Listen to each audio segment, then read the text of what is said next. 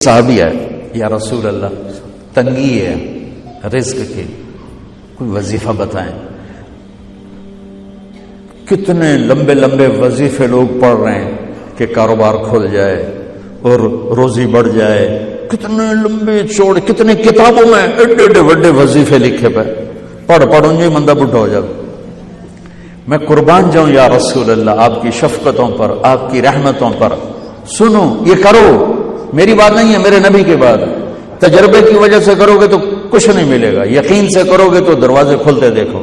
کہ یا رسول اللہ ارید ان یوسع علی رزقی، میں چاہتا ہوں میری روزی کھل جائے۔ تو آپ نے کہا ادم علی الطہارہ یوسع علیک رزقک، تو باوضو رہا کر تیرا رزق کھل جائے۔ کوئی زور لگتا ہے وضو؟ تمہارے یہاں تو سردی ہوتی ہی کوئی نہیں کہ بھئی ٹھنڈا پانی ہے کیسے وضو، یہ تو ہمارے لیے مسئلہ ہے کہ بھئی ٹھنڈا پانی ہے کیسے وضو کرو۔ وہ ہمارے گاؤں کا مراسی مجھے مل گیا، میں نے کہا چل نماز پڑھے، نہیں جی میاں جی سردی بڑی نہ لے جاؤں، سردی بڑی، مراسیوں کو سردی زیادہ لگتی، میں کہا نہیں آج تک نماز پڑھا کے چڑھنا ہے۔ میں اس کو لے کے جب وہ ٹوٹی پہ بیٹھا نا، جو ہی ہاتھ پہ پائے وہ ٹھنڈا پانی، وہ ٹھنڈا پانی، تمہارے لیے تو یہ مسئلہ بھی نہیں کہ ٹھنڈا پانی۔ میرے نبی کی یہ سارا مجمع لے لو، یہ اوپر مستورات لے لیں، ادم علی الطہارہ یوسع علیک رزقک، میرے نبی نے فرمایا باوضو رہنا شروع کر دے، اللہ تیرا رزق کھول دے گا۔ اب یہ اللہ رسول کی آپس کی بات ہے تو میری بات ہوتی تو دیوار پہ مار دو، تجربہ کرو۔ نبی کی بات کو تجربہ کر کے نہیں کرتے، یقین کے ساتھ کرتے ہیں۔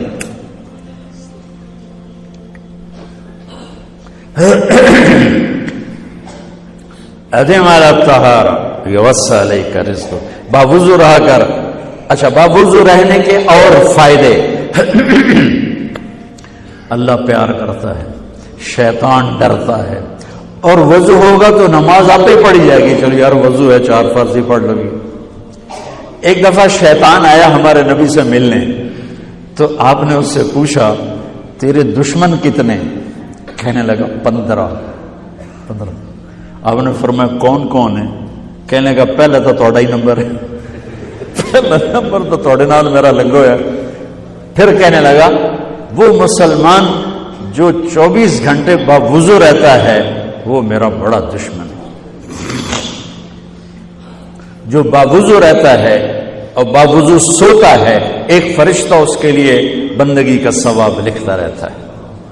خیر واپس آتا ہوں، میرے نبی نے فرمایا 4 باتیں لے لو اور دنیا بھی تمہاری آخر، ساری PIA زندہ ہو جائے گی، ساری اکانومی زندہ ہو جائے گی، ساری معیشت زندہ ہو جائے گی۔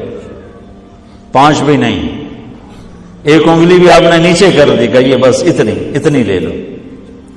حفظ و امانت، صدق حدیث، حسن خلیقت، عفت فی طعمت۔ کیا خوبصورت! ساری زندگی کسی کو دھوکہ نہ دینا، دیانت داری۔ میرے ملک کے ادارے کیوں ڈوب گئے؟ دیانت نکل گئے، کھوٹ آ گئی، دھوکہ آ گیا۔ میرے نبی نے کہا حفظ امانت، کبھی امانت میں خیانت نہ کرنا، صدق حدیث، کبھی جھوٹ نہ بولنا، ہمیشہ سچ بولنا۔ میرے نبی نے فرمایا میرا امتی ہر گناہ کر سکتا ہے، 2 نہیں کر سکتا، ایک جھوٹ کبھی نہیں بولے گا، ایک دھوکہ کبھی نہیں دے گا۔ میرے نبی کی 2 صفتیں ہائی لائٹ ہوئیں، صادق اور بولو کیا ہیں؟ کوئی اور بھی تو ہو سکتی تھی، جس سے مشہور کیا، کعبہ قوسین بھی تو ہے، اور ادنا بھی تو ہے، واللیل بھی تو ہے سیاہ زلفوں والا، والضحیٰ بھی تو ہے روشن چہرے والا۔ کس سے مشہور کیا؟ صادق امین۔ اگر آپ مجھ سے سوال کرو، میں ممبر رسول پہ بیٹھا ہوں کہ مولانا صاحب سارے دین کو 2 لفظوں میں بتاؤ، ساری شریعت کو، تو میرے پاس دو لفظ ہیں، سچائی اور امانت داری۔ آپ مجھ سے سوال کرو مولانا صاحب ساری دنیا کے کفر کو بتاؤ، تو میرے پاس دو لفظ ہیں، جھوٹ اور دھوکے بازی۔ جھوٹ اور خیانت، پوری دنیا کا کفر ان کے اندر چھپا ہوا ہے۔ سچائی اور دیانتداری، پوری دنیا کا اسلام اس کے اندر چھپا ہوا ہے۔ دیانت اور سچائی یہ بیج کی طرح ہے، اور پورا اسلام پھر باغ بن کے پھلتا پھولتا ہے۔ جھوٹ اور دھوکہ یہ بھی بیج کی طرح ہے، پھر اس سے کفر کا جنگل کانٹوں بھرا جنم لیتا ہے۔ میرے معاشرے سے جھوٹ نکل جائے، دھوکہ نکل جائے، یہ پاکستان جنت کا ٹکڑا ہے۔ اور یہ حکومت کے بس کا نہیں ہے کہ وہ سب کو سچ بلوائے، یہ مجھے کرنا ہے، یہ مجھے کرنا ہے، میں نے اور آپ نے اس کو شروع کرنا ہے۔ حضرت جریر بن عبداللہ یہ یمن کے شہزادے تھے، آخری حج پہ مسلمان ہوئے۔ اپنے نوکر سے فرمایا گھوڑا خرید کے لا، میں پیسے یہاں پیمنٹ کروں گا۔ وہ منڈی میں گیا، 300 روپے کا گھوڑا لے کر آیا۔ جب انہوں نے گھوڑے کو دیکھا تو وہ قیمتی تھا، مالک کو پتہ نہیں تھا، اور یہ گھوڑوں کی نسل کے پہچاننے والے اس سے کہنے لگے تیرے گھوڑے کے 400 کر دوں؟ کر دو۔ بڑا حیران ہو کے دیکھنے لگا، بھائی اے کی آپ تو مجھے چیز خریدنی ہے تو میں گھٹاتا ہوں، اور اجمل نے بیچنی ہے تو یہ اس کی قیمت بڑھاتا ہے، اور یہاں خریدار کہہ رہا ہے 400 کر دوں؟ وہ کہنے لگے کر دو۔ کہ 500 کر دوں؟ کہنے لگا کر دو۔ کہ 600 کر دوں؟ وہ تھوڑا تھوڑا گھبرانے لگا، بھائی یہ چکر کی ہے۔ 700 کر دوں؟ 800 کر دوں؟ وہ کہنے لگا حضور تسی لینا تو لو، پر میرا مذاق تھا نا، تسی اڑو کدی لین والے بھی پیسے بتائے، تو میں نے 300 دے میں جاواں، کہنے کہ اس کو 800 دے دو اور گھوڑا باندھ دو۔ وہ حیران خوشی سے چھلانگے مارتا ہوا گیا۔ تو جب وہ چلا گیا تو نوکر نے پوچھا میں جب 300 میں سودا کر کے آیا تھا تو 500 کس خوشی میں بڑھائے؟ فرمایا میرے بھائی اس کے گھوڑے کی قیمت 800 تھی، 300 نہیں تھی، اور میں نے نبی کے ہاتھوں میں ہاتھ دے کے یہ وعدہ کیا تھا زندگی بھر کسی کو دھوکہ نہیں دوں گا، سب کی خیر خواہی چاہوں۔ تو بھائیو میرے اداروں میں کس ٹیلنٹ کی کمی نہیں، صلاحیتوں کی کمی نہیں، دیانت کی کمی ہے،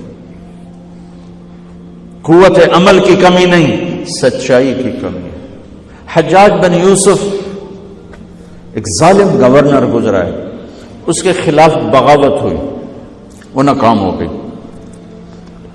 تو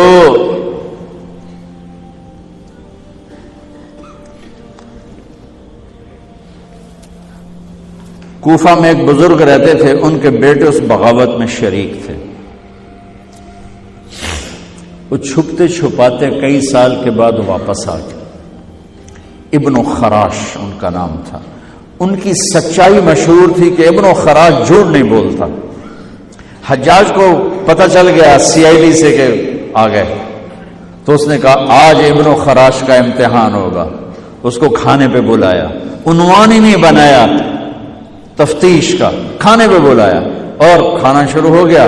باتوں باتوں میں کہتا ہے ابن خراش آپ کے بیٹے ہمارے خلاف لڑ کے بھاگ گئے تھے، کوئی پتہ؟ تو ابن خراش ہنس پڑے، کہنے لگے حجاج زندگی موت تو اللہ کے ہاتھ میں ہے، گھر آئے بیٹھے۔ تو اس نے کہا تیری سچائی کو سلام کرتا ہوں، اگر تو جھوٹ بولتا یہیں تیرا سر اتارتا پھر تیرے بیٹوں کا، جاؤ سلام ہے تیری سچائی کو، تیرے بیٹے تجھے مبارک ہوں، مسلمان جھوٹ نہیں بولتا۔ میرے نبی سے پوچھا گیا یا رسول اللہ کیا مسلمان بزدل ہو سکتا؟ کہا کیا مسلمان بخیل ہو سکتا؟ آپ نے کہا۔ پھر پوچھا گیا جھوٹ بول سکتا؟ کہ نہیں، جھوٹ نہیں بول سکتا۔ تو دو باتیں حدیث پاک کی، صدق حدیث، حفظ امانت، یہ دو باتیں زندہ ہو جائیں تمہارے سارے ادارے زندہ ہو جائیں، ہم نقصان سے نکل کر نفع میں آ جائیں گے، نفع میں آ کر اوروں کو دینے والے بن جائیں گے۔